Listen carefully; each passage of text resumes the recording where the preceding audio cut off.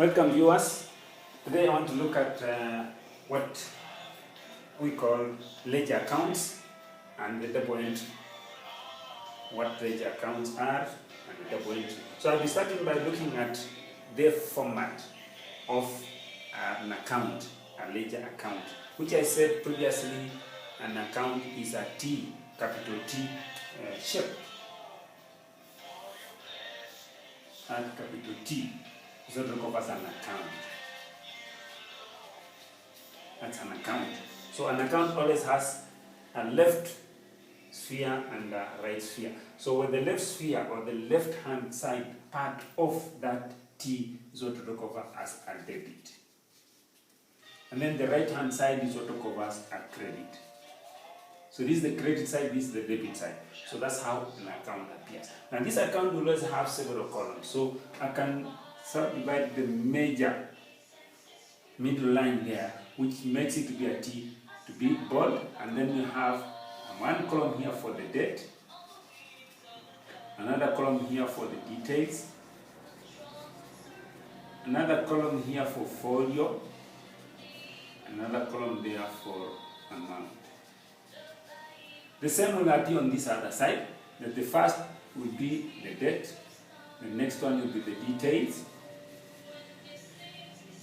then the next one will be folio, and then amount.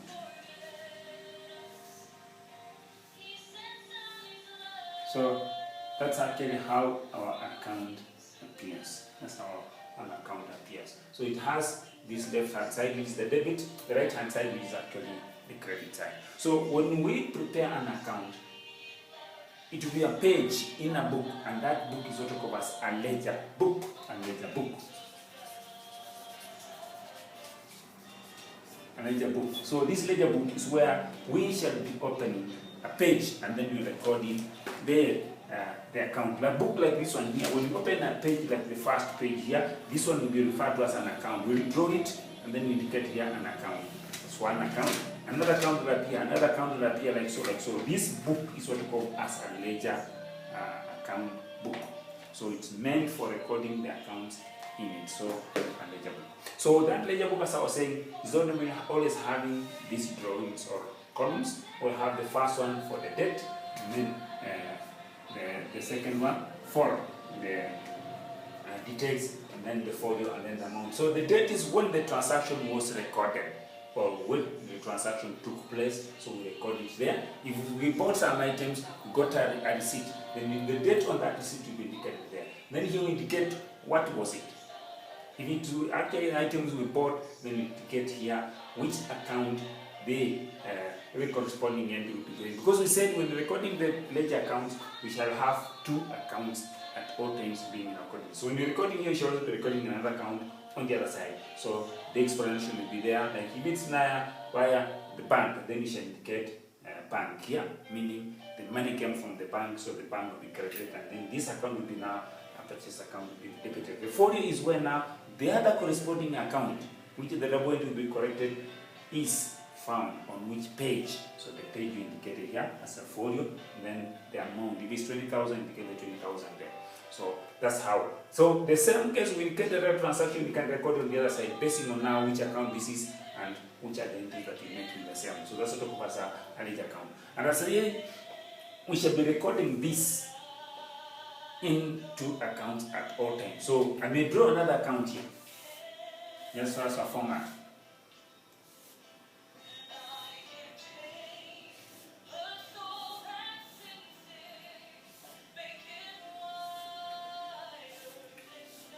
So we shall have the date here, the details here, in our folio amount. Date, details, folio amount. So this is another account. This being the credit side, this one being the debit side.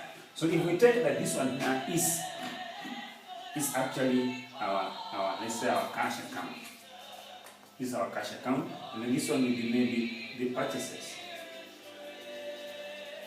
That's our purchases account. So these are the two accounts which I've just opened randomly, that we bought some items by cash. Maybe we say we bought chance for cash,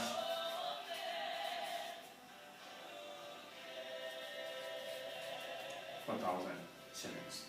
So we bought some shirts for cash, 4,000 shillings. So meaning, what we shall be asking ourselves is, what are the accounts which are affected in this, or which, because you say at all times there has to be two accounts which are recorded whenever a transaction like this one here has taken place. So the essence here is we bought some shirts. So what we're done here is we have purchased, and then by which means by cash. It's not on credit, but we paid cash. So we give out cash, we go to the shirts. So the two accounts which will be affected here will be cash account and the purchase account. And those are the ones I've actually had here, the purchase account and the cash account.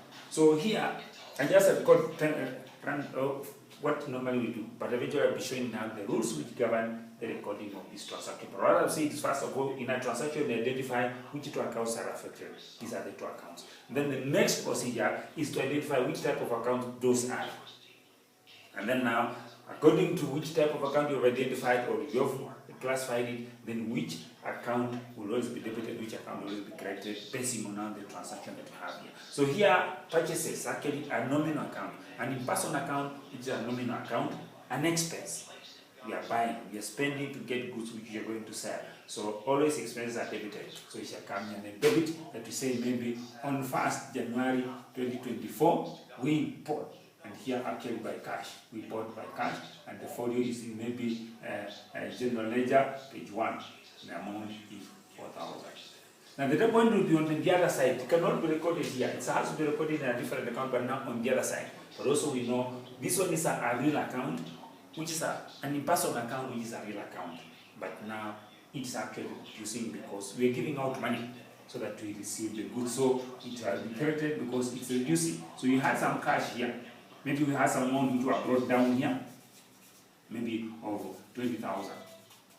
So from the 20,000 is what actually we're using to buy the goods. So we indicate here the same day, 1st January 24, actually it's purchases. They're coming from purchases. General ledger number 2, the amount is 4,000.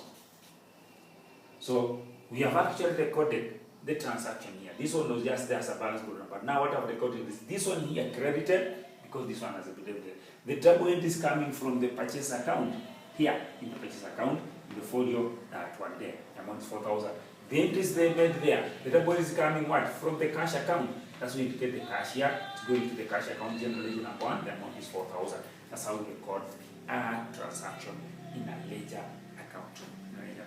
Now, I've talked about a few rules there, but I've explained what a ledger account is and what a ledger book is. And therefore, a ledger account is an account which is open in a book, or which was referred to as a ledger book. So, and then you say, whenever we have a transaction, we shall be recording that transaction in these accounts there, based on the principles of double entry. And I mentioned them in my classification of accounts, where I said that always we have personal accounts, and then you also have the personal accounts. Under the personal account, I said you have the creditors, their names. You have the debtors, their names. And then you have capital, which actually always is in the name or in the position of the owner. Position of owner.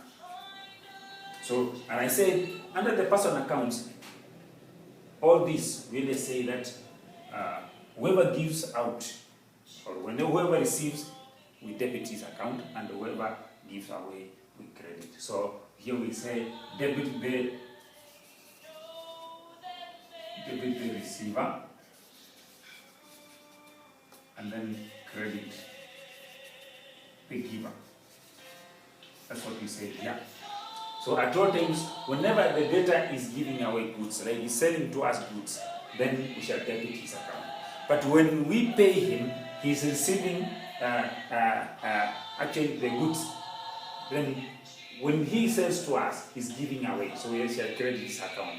But when we pay him, he's receiving the cash, we debit his account. So it's possible to have the entries in that account on both sides, based on now which transaction that is. A debtor, when we sell goods to him, he's receiving, we debit his account. When he's paying us, he's giving away, we actually credit this account. Capital, whenever the owner uses money in the business, we credit this account because he's giving away the money to the business. When he earns money from the business, he's receiving, then we shall always debit his account whenever actually he receives or he takes money from the business to go and use for personal use, then we debit that capital account. So we're talking about the details of that one there. That's now for the personal account. Now we have the in-person. The in-person account. Under the in-person account, you say that these are those which are not in names of persons. And under this one, we have there are two. We have the nominal and the real.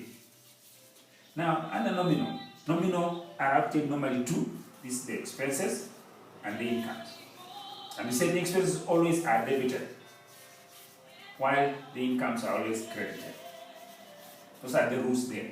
That under nominal, expenses are always debited, but incomes are always credited at all times. Because when you spend money, then the bank will always be giving away. When you pay or cash, it will always be credited. So at all times, the expense will be debited because it's going to be credited. For the income, we're receiving money. So whenever we save money, the money will be credited on the debit side of the cash. So this account will always be credited. The incomes account will always be credited because we'll be receiving here, this one will be increasing. So the other one has to be credited. Now for the real accounts there, we said real accounts here, we have the assets, fixed assets and the current assets. And this, both of them are actually the same. We say under these two, we always debit the increase, debit when they increase, and then we credit when they decrease. We credit when they decrease. So whenever we buy assets, we debit. When we sell them, we credit. When we buy stocks, we debit whenever they are increasing, and then we credit whenever we are selling the reducing. So that's actually the general rules that we have for double entry. So I've talked about the personal accounts which are in the names of persons. Whenever they are receiving, we debit. Whenever they're giving away, we credit. And then the same for all is actually even capital. The owner, when you give him the business, we credit. But when he's receiving, he's drawing money, we debit his account. Now for the personal account, nominal and real. Nominal, I said expenses and incomes. Expenses are always debited at all times. Incomes, they are always credited at all times. Never do we actually debit this and never do we credit this one here. For the assets, which both asset current, fixed and current, when they increase, we debit. When they decrease, we credit. That's what actually the general principles of double entry, and that's what I got from here. That because purchases is an expense, it's a nominal account, it's debited, so I have to debit here. And then cash account being a real account here. Cash is seen, the current asset, when it's reducing because we are paying out money to get the goods. When it's actually reducing, then we credit it. So we have to credit here and then debit this one. So expense purchase debited, cash account reducing, credited there. So that's how actually our double entry works with actually those principles there. So I'll be talking of these principles now. Basing, of course, I started from the classification and that's why we go to those rules there, emanating from them. That's very important there. So there's a procedure we follow whenever we make a transaction, the procedure of recording a transaction in the books there. So for example, if we had a transaction like, let me take an example here from my book here. Purchased equipment, purchased goods on credit from Peter worth 500. Purchased goods on credit from Peter worth 500. So we are purchasing from Peter 500 on credit. So under that transaction, you need to identify now the steps which we follow here. The steps that we follow. Let me just fix it here. And a small step that's here. So the procedure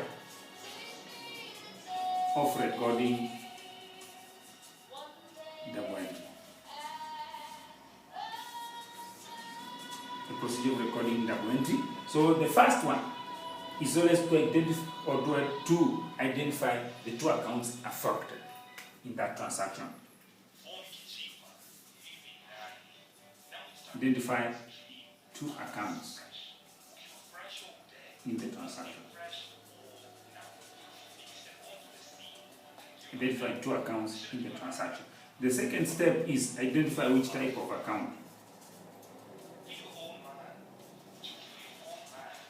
types of account.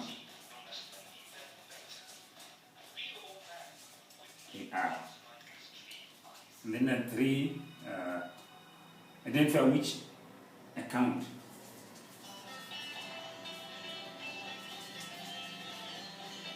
Which account to credit, to debit, and which one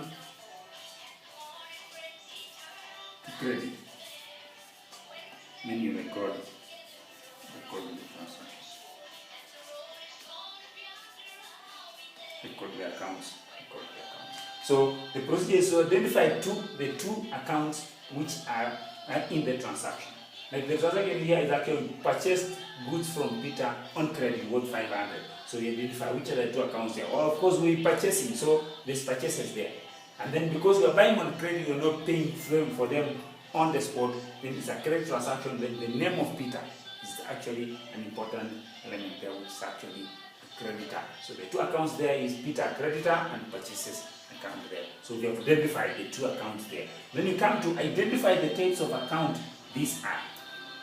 So purchases, we say, is actually a main person account, which is a nominal account under expenses. And then Peter is a personal account, meaning the name of a person is a personal account because there's a name of a person which you say it's a creditor.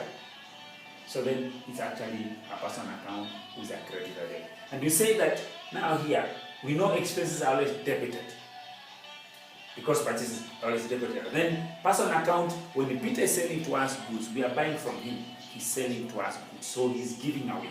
So we shall have to credit because we say we credit the giver. So Peter is giving away, so we credit his account. Then purchase being an expense will be debited. So the two accounts have correctly been debited and credited. So we identify the type of the account, which account to be debited and which account to be credited, and then we go ahead and record the transaction. So that's how actually an example of how to effect a procedure of a double entry. I've been repeating this one using multiple transactions, using the same procedure of identifying the two accounts, identify the type of accounts they are, and then identify which account to be debited, which account to be credited, and then you go ahead and record the transaction in the opposite sides.